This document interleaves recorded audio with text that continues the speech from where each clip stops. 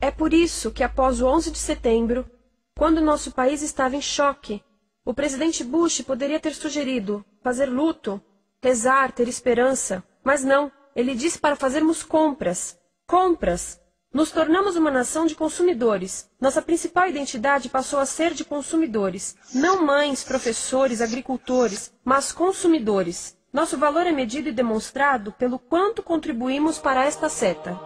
Quanto consumimos. Não é isso que fazemos? Compramos, compramos, compramos. Manter os produtos circulando. E como circulam? Sabe qual a porcentagem dos produtos que circulam através desse sistema que ainda são usados 6 meses depois da venda na América do Norte? 50%? 20%? Não, 1%. 1. Em outras palavras, 99% das coisas que nós cultivamos, processamos, transformamos, 99% das coisas que percorrem o sistema são lixo em menos de 6 meses. Como é que podemos gerir um planeta com esse nível de rendimento? Mas não foi sempre assim. Hoje, o consumidor médio americano consome o dobro que há 50 anos. Pergunte à sua avó. No tempo dela, a boa gestão, a engenhosidade e a poupança eram valorizados. Então, como é que isso aconteceu? Bem, não aconteceu simplesmente. Foi planejado. Pouco depois da Segunda Guerra Mundial, estes sujeitos estudavam a forma de impulsionar a economia. O analista de vendas Victor Lebow articulou a solução que se tornaria a norma de todo o sistema. Ele disse: a nossa enorme economia produtiva exige que façamos do consumo a nossa forma de vida, que tornemos a compra e uso de bens em rituais, que procuremos a nossa satisfação espiritual, a satisfação do nosso ego no consumo. Precisamos que as coisas sejam consumidas, destruídas, substituídas e descartadas a um ritmo cada vez maior. O conselheiro econômico do presidente Eisenhower disse: o principal objetivo da economia americana é produzir mais bens de consumo. Mais bens de consumo? O nosso principal objetivo? Não é providenciar cuidados médicos, ou educação, ou transportes seguros, ou sustentabilidade, ou justiça? Bens de consumo? Como é que eles nos fizeram adotar esse sistema de forma tão entusiástica? Bem, duas das suas estratégias mais bem-sucedidas são a obsolescência planejada e a obsolescência perceptiva. A obsolescência planejada é uma outra forma de dizer criado para ir para o lixo. Eles fazem as coisas de modo que sejam inúteis tão rápido quanto possível para jogarmos fora e voltarmos a comprar. Isso é óbvio em sacolas ou copos de plástico, mas verifica-se isso em coisas maiores como esfregões, DVDs, máquinas fotográficas, churrasqueiras, quase tudo, até computadores. Já reparou que quando compra um computador, a tecnologia muda tão rápido que em poucos anos se torna quase um impedimento para a comunicação? Fiquei curiosa e abri um desses computadores para ver o que tinha dentro. E descobri que a peça que se muda a cada ano é apenas uma pecinha no canto. Mas não se pode mudar apenas essa peça, porque cada nova versão tem um formato diferente. Tem que jogar tudo fora e comprar um novo. Estive lendo sobre o design industrial da década de 50, quando a obsolescência planejada começou a aparecer. Esses designers eram muito claros sobre o assunto. Chegavam a debater quão rápido conseguiam que um aparelho avariasse, mas de modo que o consumidor mantivesse fé suficiente para ir comprar outro.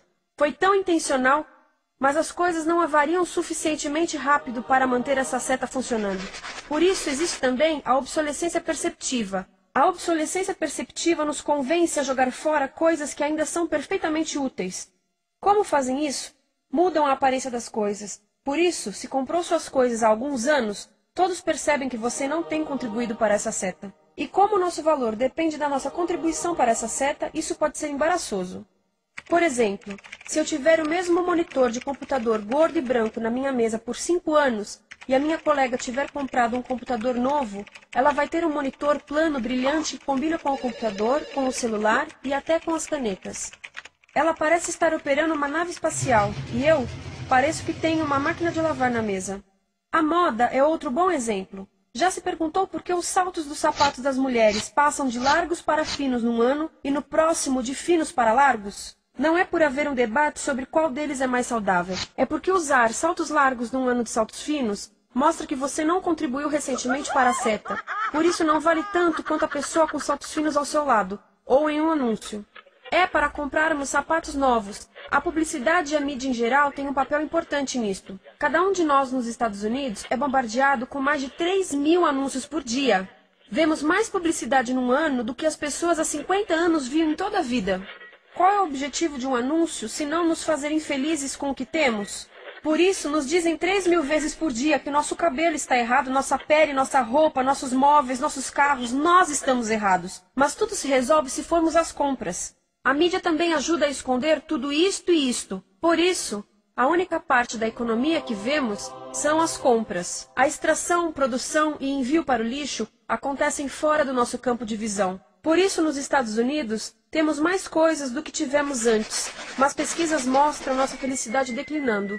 Nossa felicidade teve seu pico na década de 50, a mesma época em que a febre consumista explodiu. Coincidência interessante. Acho que sei o porquê. Temos mais coisas, porém menos tempo para o que realmente nos faz felizes. Amigos, família, tempo livre. Estamos trabalhando mais do que nunca. Analistas dizem que não temos tão pouco tempo livre desde a sociedade feudal. E sabem quais são as duas atividades que mais fazemos no pouco tempo livre que temos? Ver televisão e fazer compras.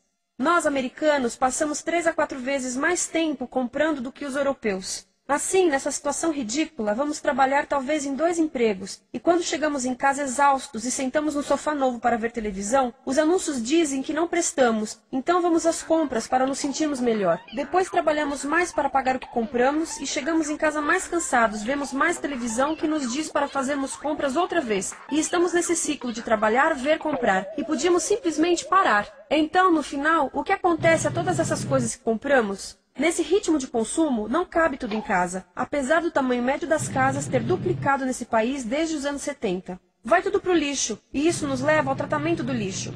Essa é a parte da economia de materiais que conhecemos melhor, porque nós temos de levar o lixo até a esquina. Cada americano produz 2 quilos de lixo por dia, o dobro do que fazíamos há 30 anos. Todo esse lixo ou é despejado num aterro, que é um grande buraco no chão, ou ainda pior, primeiro é incinerado e depois despejado no aterro. As duas formas poluem o ar, o solo, a água, sem esquecer que alteram o clima. A incineração é realmente ruim. Lembra daqueles tóxicos da fase da produção? Bem, queimar o lixo libera esses tóxicos no ar. Pior ainda, produz supertóxicos novos, como a dioxina. A dioxina é a substância mais tóxica feita pelo homem, e os incineradores são a principal fonte de dioxina. Isso significa que podemos parar a principal fonte da mais tóxica substância conhecida e feita pelo homem, simplesmente parando de queimar o lixo. E podemos parar hoje. Algumas empresas não querem criar aterros e incineradores aqui. Por isso, também exportam os resíduos. Então, e a reciclagem? A reciclagem ajuda? Sim, a reciclagem ajuda. Ela reduz o lixo nessa extremidade e depois reduz a pressão para minerar e colher mais nessa extremidade. Sim, sim, sim, todos devemos reciclar, mas reciclar não é o suficiente. Reciclar nunca será suficiente, por 2 razões. Primeiro, o lixo que vem das nossas casas é apenas a ponta do iceberg. Para cada saco de lixo que deixamos na esquina, 70 sacos de lixo são criados anteriormente, só para fazer o lixo desse saco que deixamos na esquina. Assim, mesmo que pudéssemos reciclar 100% do lixo das nossas casas, não se chegaria ao coração do problema. Além disso, grande parte do lixo não pode ser reciclado, ou porque contém demasiados tóxicos, ou porque é criado de início para não ser reciclável. Como aquelas caixas de suco, que têm as camadas de metal, papel e plástico, todas coladas. Não dá para separar essas camadas para reciclá-las.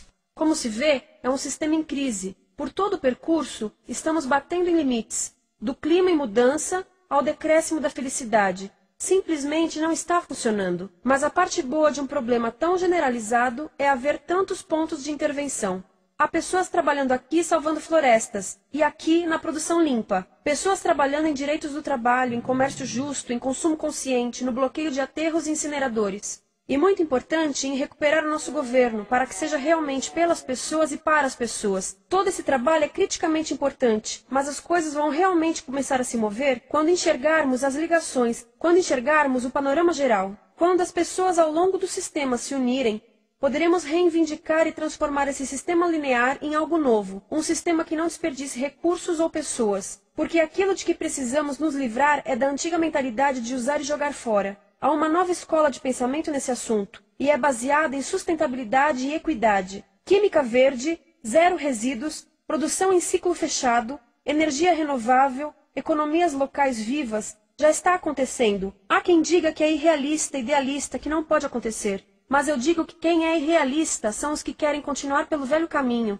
Isso é que é sonhar. Lembre-se que a velha forma não aconteceu por acaso. Não é como a gravidade que temos que conviver. As pessoas a criaram, e nós também somos pessoas. Por isso, vamos criar algo novo.